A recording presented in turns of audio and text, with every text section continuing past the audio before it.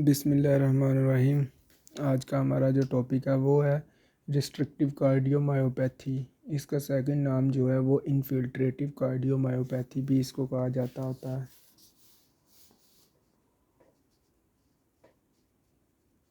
इनफिल्ट्रेटिव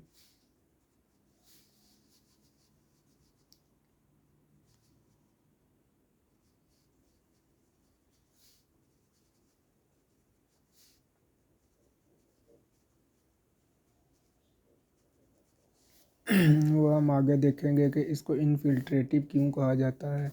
restrictive cardiomyopathy एक ऐसी condition है जिसमें हार्ट के वेंट्रिकल्स जो है वो प्रॉपर रिलैक्स नहीं कर सकते। हार्ट के वेंट्रिकल्स की जो है वो डायलेशन हो जाती है और इनकी कॉन्ट्रैक्टिलिटी जो होती है वो इंक्रीज़ हो जाती है।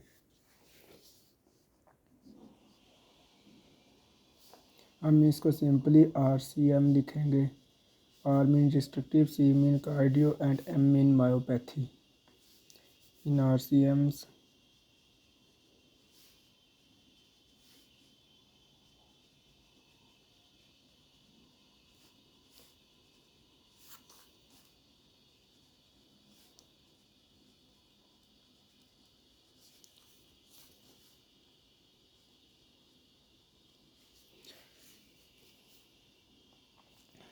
अब ये देखें, ये एक सिंपल हार्ट की डायग्राम है।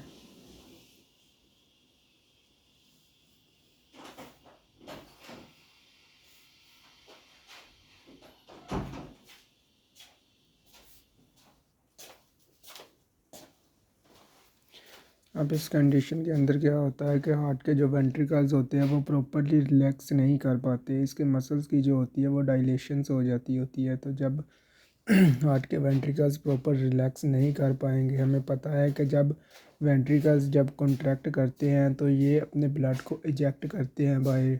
राइट वेंट्रिकल से ब्लड जो है वो पल्मोनरी आर्टरी में इजेक्ट होता है और लेफ़्ट वेंट्रिकल से ब्लड जो होता है वो एओर्टा में इजेक्ट होता है नॉर्मली। तो जब वेंट्रिकल्स कॉन्ट्रैक्टिलिटी करते हैं तो इनसे ब्लड की इजेक्शन होती है। ठीक हो गया। और जब ये वेंट्रिकल्स रिलैक्स होते हैं तो इनमें फीलिंग होती है।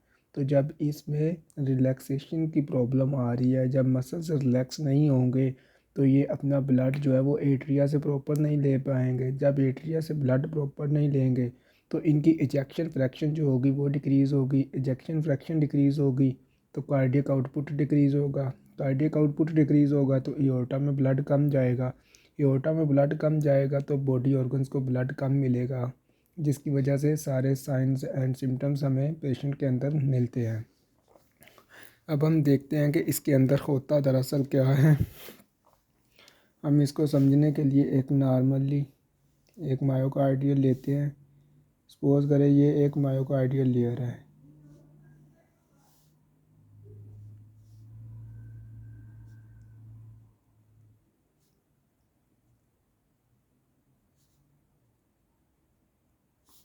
ठीक हो गया। ये एक नॉर्मली मायोकार्डियल लेयर है और इसके अंदर ये सपोज करें कि ये मायोसाइट्स हैं। हर मायोकार्डियल लेयर के अंदर इसके अपने सेल्स होते हैं जिनको हम मायोसाइट्स कहते होते हैं।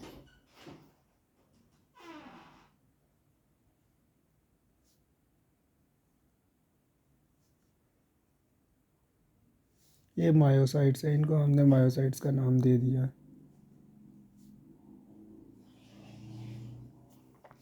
अब नॉर्मली क्या होता है कि इन मायोसाइट्स के दरमियान ये स्पेसीज़ अकर होती है। ये सारी स्पेसीज़ होती है।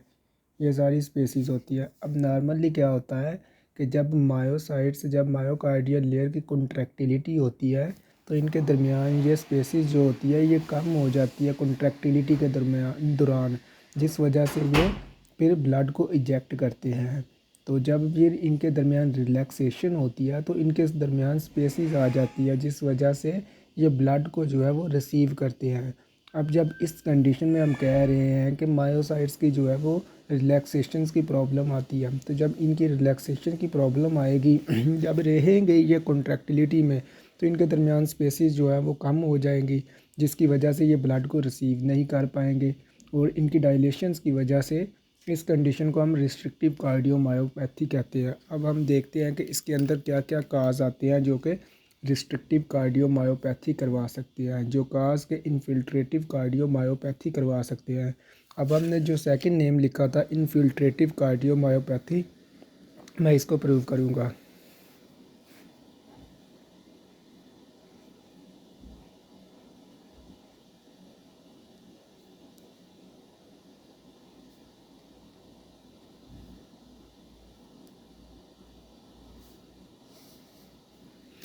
हीमोक्रोमाटोसिस एक ऐसी कंडीशन है जिसमें बॉडी के अंदर आयरन लेवल जो है वो ओवरलोड हो जाता है। नॉर्मली हमारी बॉडी के अंदर 4 से 5 ग्राम आयरन होता है। आयरन जो है हमारी बॉडी में ट्रांसफेरिन की फॉर्म में स्टोर होता है, फेराटिन की फॉर्म में स्टोर होता है, और ट्रांसफेरिन एक प्रोटीन होती है जो कि इसको स्टोर करवाती है। ये तो इसकी नॉर्मल था फिजियोलॉजिकली। अगर आयरन की डिपोजिशन जो एक्सेस हो जाती है तो इसका लेवल इंक्रीज़ होगा बॉडी में, जिसको हम हीमोक्रोमाटोसिस कहते होते हैं। और ये आयरन जो है, एक्सेस आयरन जो है, ये हमारे लिवर में भी डिपॉजिट हो सकता है, और लिवर में डिपॉजिट होगा तो ये जॉन्डिस करवा सकता है। ठीक हो गया। उसके बाद ये आयरन जो है ये स्किन में भी डिपॉजिट हो सकता है, एक्सेस आयरन डिफरेंट डिफरेंट जगहों पे ये स्टोर हो सकता है। मगर हम यहाँ पे क्या पढ़ रहे हैं, रिस्ट्रिक्टिव कार्डियोमायोपैथी।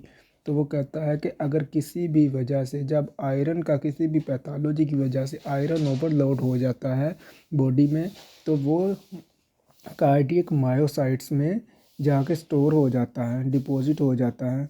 तो जब ये मायोसाइट्स के दरमियान डिपॉजिट होगा ये आयरन है,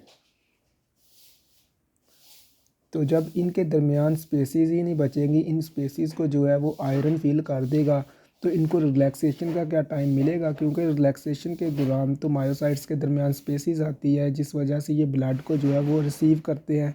जब इनके दरमियान स्पेसिस नहीं बचेगी तो ये कॉन्ट्रैक्टिलिटी की फॉर्म में रहेंगे, और कॉन्ट्रैक्टिलिटी की फॉर्म में रहेंगे तो इनका डायासिस्टोलिक जो होगा वो डिसफंक्शन होगा। तो इस वजह से वो कहते हैं कि अगर आयरन ओवरलोड हो जाता है और वो मायोसाइट्स, कार्डियक मायोसाइट्स में डिपॉजिट हो जाता है, तो वो रिस्ट्रिक्टिव कार्डियोमायोपैथी करवा सकता है।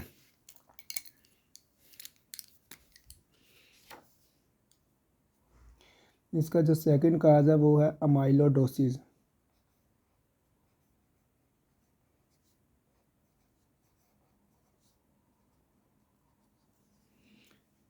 सेम जिस तरह हमने हीमोक्रोमाटोसिस पढ़ा, इसी तरह अमाइलोडोसिस है। अमाइलोडोसिस जो है, अगर अमाइलोडोसिस एक प्रोटीन है, अगर कहते हैं कि अमाइलोडोसिस का बॉडी के अंदर लेवल ज़्यादा हो जाता है और ये ब्लड के थ्रू जो मायोसाइट्स के पास पहुंच जाती है और इधर डिपॉजिट होना शुरू हो जाती है, तो इसकी वजह से भी स्पेसिस जो है वो कम हो जाएगी और इनकी रिलैक्सेशन की प्रॉब्लम आएगी, ये थिक हो जाएंगे। तो इस वजह से भी रिस्ट्रिक्टिव कार्डियोमायोपैथी हो सकती है। ये देखें, ये अमाइलॉइड प्रोटीन हम कह लेते हैं।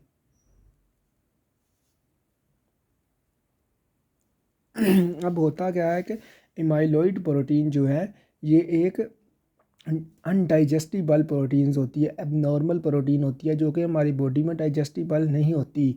तो अगर इसका बॉडी में लेवल ज़्यादा होगा तो ये डिफरेंट प्लेसेस पर जो कि डिपॉजिट हो सकती है। ये जिस ऑर्गन में भी डिपॉजिट होगी जाके उधर एबनॉर्मेलिटी लाएगी, सिम्टम्स हमें देखने को मिलेगी। तो इस तरह से अगर एक्सेस अमाइलॉइड प्रोटीन बॉडी में हो जाती है तो वो मायोसाइट्स में जाकर डिपॉजिट हो सकती है, और ये मायोसाइट्स की रिलैक्सेशन को जो है वो एबनॉर्मल कर सकती है, जिस वजह से रिस्ट्रिक्टिव कार्डियोमायोपैथी हो सकती है। उसके बाद जो तीसरा काज है उसके अंदर आ जाता है पोस्ट रेडिएशन फिब्रोसिस। अब पोस्ट रेडिएशन फिब्रोसिस क्या होता है?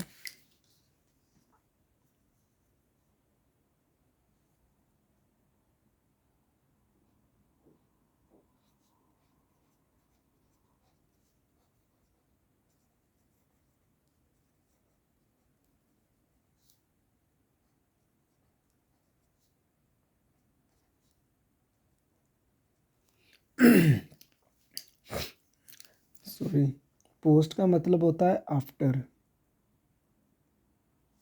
रेडिएशन, रेडिएशन का मतलब होता है कि अगर किसी बंदे को किसी शुआओं के ज़रिए हम किसी चीज़ का ट्रीटमेंट करते हैं। फॉर एग्ज़ाम्पल कैंसर्स के जो है वो 3 ट्रीटमेंट है, सिर्फ़ और सिर्फ कैंसर के 3 ट्रीटमेंट हम कर सकते हैं। जैसा कि हम पहले कीमोथेरेपी कर सकते हैं, ड्रग के ज़रिए ट्रीटमेंट कर सकते हैं। अगर तो कीमोथेरेपिटिकली बंदा जो है वो सही नहीं होता तो फिर बाद में पेशेंट का जो है वो रेडिएशन थेरापी कर सकते हैं। अगर रेडिएशन थेरापी से जो है वो नहीं क्योर होता है तो फिर बाद में हम जो है वो उसके बाद रेडिएशन थेरापी के बाद हम जो है वो सर्जरी हमारे पास लास्ट ऑप्शन होता है। तो ये तो थे कैंसर्स के ट्रीटमेंट। अब देखें फिब्रोसिस क्या होता है। फिब्रोसिस कहते होते हैं सेल डेथ को, नेक्रोसिस को भी कहते होते हैं। ठीक हो गया, सेल डेथ, ठीक हो गया। अब देखें कि एक डॉक्टर जो है वो क्लिनिक में अपने क्लिनिक को जो है ड्यूटी कर रहा है, तो उनके पास एक पेशेंट आता है। दरअसल कैंसर के जो पेशेंट होते हैं वो क्लिनिक में तो नहीं आते ना, हम तो हॉस्पिटल की एग्जांपल लेंगे। हॉस्पिटल में ऑन्कोलॉजी वार्ड में एक कैंसर का पेशेंट आता है जिसको लंग्स कैंसर है।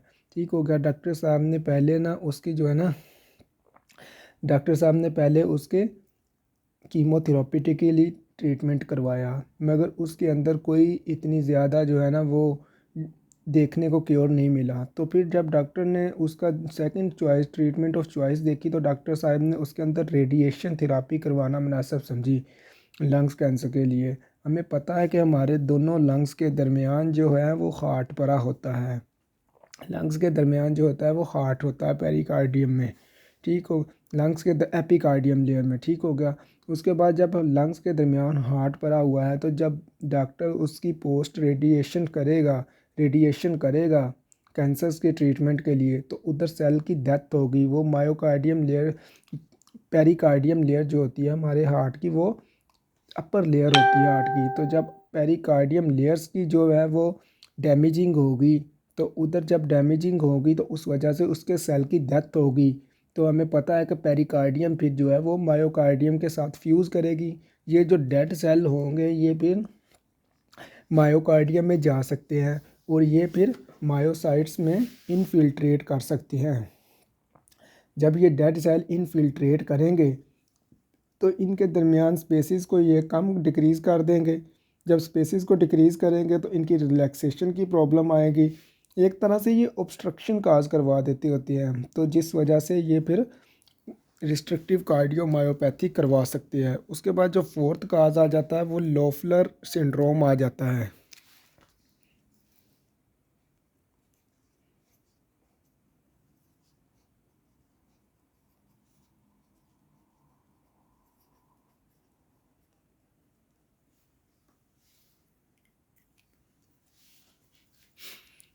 लोफलर सिंड्रोम एक ऐसी कंडीशन है जिसके अंदर इयोसिनोफिल का लेवल इंक्रीज़ हो जाता है, हाइपर इयोसिनोफिलिया। ठीक होगा। इसके अंदर जब इयोसिनोफिल का लेवल इंक्रीज़ हो जाता है तो वो कहता है कि इयोसिनोफिल्स जो है ना ये आपकी मायोसाइट्स के अंदर जाकर डिपॉजिट हो सकते हैं। ये जो इंक्रीज़ हुआ है इनका लेवल, और ये इसकी स्पेसिस को कम करवा सकते हैं। जब इसकी स्पेसिस को कम करवाएंगे तो इनकी रिलैक्सेशन की प्रॉब्लम आएगी। जब इनकी रिलैक्सेशन की प्रॉब्लम आएगी तो पे बंदे के अंदर जो है वो रिस्ट्रिक्टिव कार्डियोमायोपैथी हो सकती है। और ये लोफलर जो है ये एक साइंटिस्ट था, सबसे पहले जो है ना रिस्ट्रिक्टिव कार्डियोमायोपैथी के बंदे को इसने जब इसकी हिस्टो की तो इसको जो है ना इयोसिनोफिल मिले। इसको इसकी मायोसाइट्स के मायोकार्डियल लेयर के ऊपर इयोसिनोफिल मिले। तो जिसको इसने कहा कि अगर इयोसिनोफिल डिपॉजिट हो जाते हैं तो ये भी रिस्ट्रिक्टिव कार्डियोमायोपैथी करवा सकते हैं। उसके बाद जो फोर्थ काज आ जाता है वो होता है सार्कोडोसिस। सार्कोडोसिस जो है कि इसके अंदर एबनॉर्मल ग्रैनुलोमा फॉर्मेशन होती है।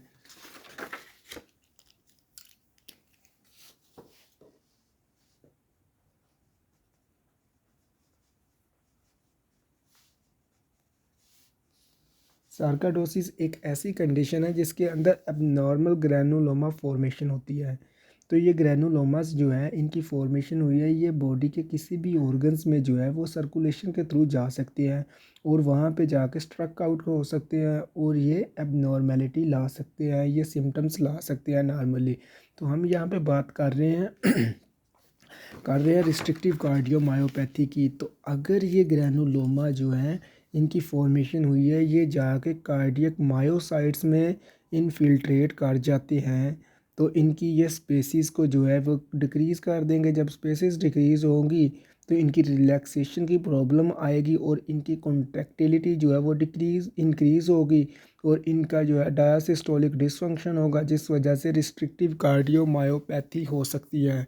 उसके बाद आ जाता है जो फिफ्थ आ जाता है, वो होता है एंडोकार्डियो फिब्रोइलास्टोसिस। वो कहता है कि अगर आपकी एंडोकार्डियम लेयर की इन्फ्लेमेशन हो जाती है तो उसकी वजह से उसकी थिकनेस जो है वो ज़्यादा हो जाएगी, जिसकी वजह से वो उसके डेड सेल होंगे वो जाके मायोकार्डियम के मायोकार्डियल लेयर के मायोसाइट्स में इनफिल्ट्रेट कर सकते हैं और ये भी रिस्ट्रिक्टिव कार्डियोमायोपैथी करवा सकते हैं।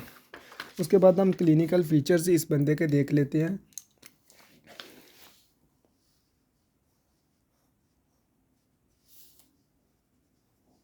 क्लिनिकल फीचर फर्स्ट जो होगा वो होगा डायसिस्टोलिक डिसफंक्शन।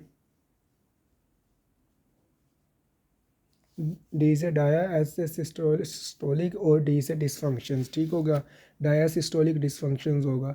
जब डायासिस्टोलिक डिसफंक्शन होगा देखें तो जब वेंट्रिकल्स जो है वो रिलैक्स नहीं हो पा रहे, कॉन्ट्रैक्टिलिटी की फॉर्म में रह रहे हैं, तो ये एट्रिया से ब्लड नहीं लेंगे। जब एट्रिया से ब्लड नहीं लेंगे तो वेंट्रिकल्स में ब्लड कम आएगा तो आगे एओर्टा में ब्लड कम इजेक्ट होगा, कार्डियक आउटपुट डिक्रीज़ होगा, तो जिसकी वजह से पेशेंट के अंदर जो है वो बीपी डिक्रीज़ होगा, पेशेंट जो है वो हाइपोटेंसिव होगा।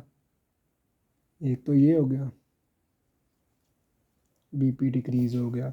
उसके बाद जब बीपी डिक्रीज़ होगा तो बॉडी ऑर्गन्स को ब्लड सप्लाई नहीं मिलेगी, तो तो पेशेंट के अंदर डिजीनेस, फटीग जैसी जो है वो हमें क्लिनिकल फीचर्स देखने को मिलेंगे।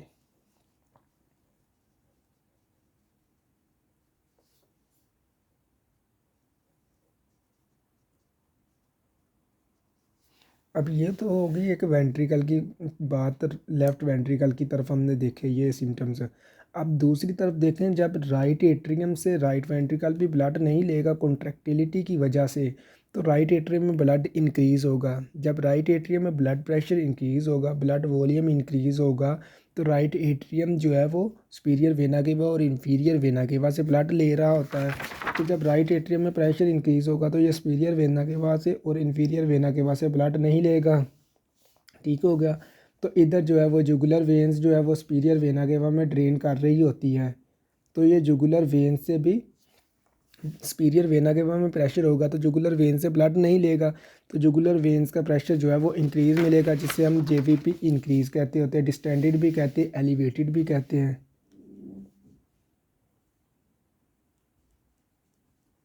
जेवीपी एलिवेटेड मिलेगी हमें। ठीक होगा।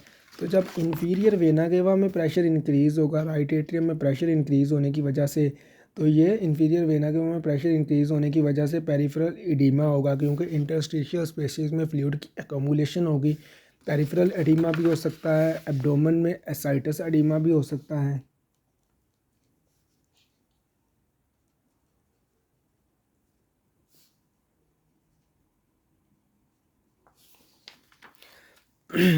उसके बाद एडिमा होगा पेशेंट को। उसके बाद पेशेंट की जो है वो हार्ट रेट इंक्रीज़ होगी, टैकीकार्डिया होगा। टैकीकार्डिया क्यों होगा? अब ये देखें कि पेशेंट को जब एंड डायसिस्टोलिक वॉल्यूम जो है वो जब एजेक्शन फ्रैक्शन उसकी डिक्रीज़ है, कार्डियक आउटपुट डिक्रीज़ है, तो जब बॉडी ऑर्गन्स को ब्लड सप्लाई कम होगी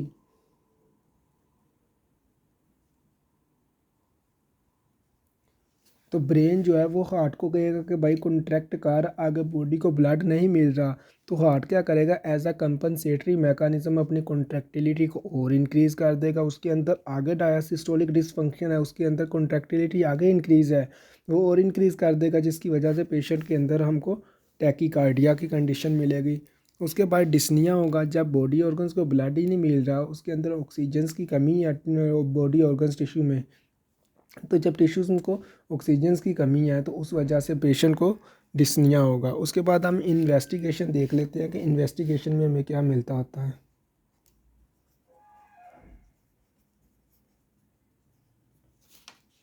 इन्वेस्टिगेशन में ईसीजी पर हमें वेंट्रिकल्स की डायलेशन मिलती होती है। वेंट्रिकल्स जो होते हैं वो डायलेट हुए होते हैं।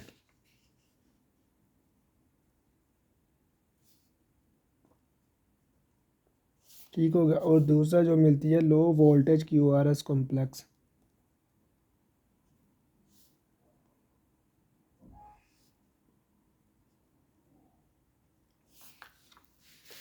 उसके बाद हम इसके ट्रीटमेंट में क्या करेंगे, हमें पता है कि इस बंदे में टैकीकार्डिया हो रहा है, तो हम इस बंदे को जो है वो बीटा ब्लॉकर देंगे ताकि इस बंदे की कॉन्ट्रैक्टिलिटी जो है वो डिक्रीज़ हो।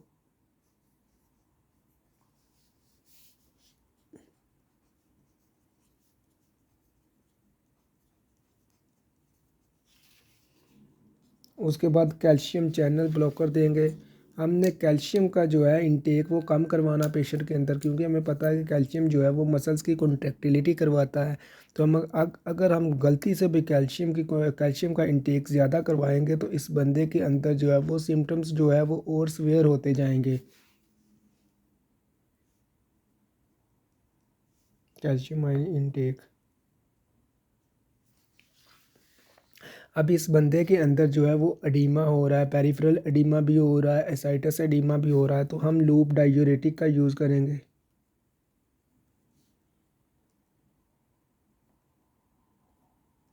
तो जब हम बीटा ब्लॉकर्स या कैल्शियम इंटेक डिक्रीज़ करवाएंगे तो बंदे की जो है वो कॉन्ट्रैक्टिलिटी जो है वो नॉर्मल होगी। तो जब कॉन्ट्रैक्टिलिटी नॉर्मल होगी, रिलैक्सेशंस नॉर्मल होगी, तो पेशेंट के अंदर जो है वो सिम्टम्स खुद ब खुद डिक्रीज़ होंगे। और उसके बाद हम ट्रीटमेंट करेंगे अंडरलाइन काज।